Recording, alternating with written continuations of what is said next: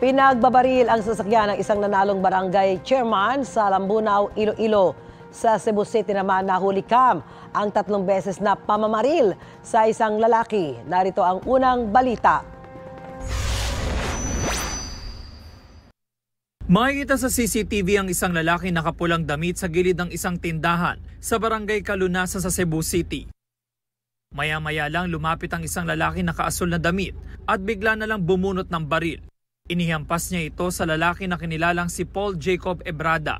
Pagkatapos binaril na nakaasul si Ebrada. Nang humandusay ang biktima, binaril pa siyang muli. Umalis ang lalaki pero bumalik siya at pinaputukan muli ang biktima. Base sa inisyal na imbestigasyon, sangkot umano sa iligal na droga si Ebrada at dati nang nakulong. Tinitingnan ng pulisya ang posibilidad na may kinalaman sa droga ang motibo sa krimen. Pinaghahanap pa ang bumaril na sangkot din umano sa isa pang pamamaril sa ibang lugar. Pasado alas 10 ng gabi noong November 1, nakitang nakahandusay sa gilid ng kalsada sa barangay Pagala sa Bukay Abra ang 68 taong gulang na lalaki kasama ng kanyang motorsiklo. Kinilala siyang si Silverio Rolly Lumawi. Inakala pa sa unay dahil ito sa aksidente, pero nang imbestigahan nakita na may tama siya ng bala ng baril sa ulo. Ayon sa kapatid ng biktima, nangyari ang insidente, ilang metro lang ang layo sa bahay ng kanyang mga kapatid. Pauwi na raw si Lumawig sa kanila galing sa inuman na mangyari ang insidente. Wala raw alam ang asawa ng biktima na may kaalitan si Lumawig.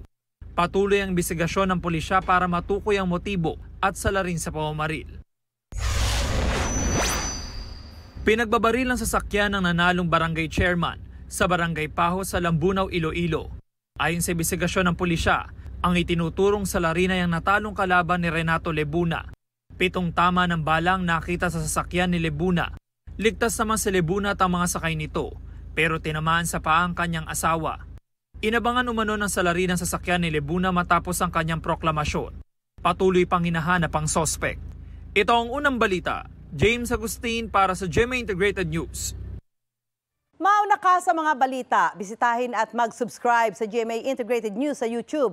Sa mga kapuso abroad, samahan nyo kami sa GMA Pinoy TV at sa www.gmanews.tv.